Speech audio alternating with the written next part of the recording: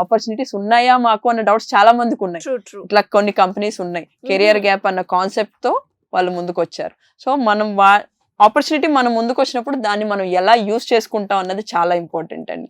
దాన్ని యూస్ చేయాలంటే వీళ్ళు ప్రాక్టీస్ చేసి వాళ్ళకి కనిపించేలాగా స్కిల్స్ అన్ని మెన్షన్ చేయాలి.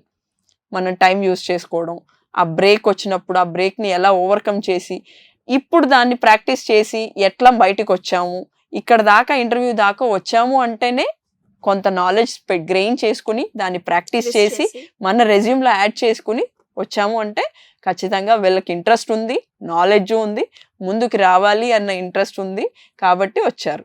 సో అక్కడ రిక్రూట్మెంట్ టీం కూడా ఒక కాన్ఫిడెన్స్ వస్తుంది, వీళ్ళు ఇక్కడ దాకా వచ్చారంటే వీళ్ళ దగ్గర పొటెన్షియల్ ఉంది, తీసుకుంటే మన కంపెనీకి 100% హెల్ప్ అవుతుంది అన్న కాన్ఫిడెన్స్ వస్తుంది. అట్లా వచ్చిన వాళ్ళని ఎవ్వరు కూడా వెనక్కి వదులుకోరండి. ఆ ఇంట్రెస్ట్తో ఉన్నప్పుడు వాళ్ళ ఒక పాయింట్లో ల్యాగ్ అయినా వాళ్ళు ట్రైనింగ్ ఇచ్చి నేర్పించుకుని ముందుకు తీసుకెళ్తారు. మనం ముందుకు వేయడమే ఆలస్యం. ముందుకు వస్తే 100% ఆపర్చునిటీస్ మన చేతుల్లో మన కళ్ళెదురుగా ఉంటాయి, వాటిని యూస్ చేసుకోవాలి ఫుల్ ఫ్లెడ్జ్డ్గా, అంతే ఇక్కడ సింపుల్.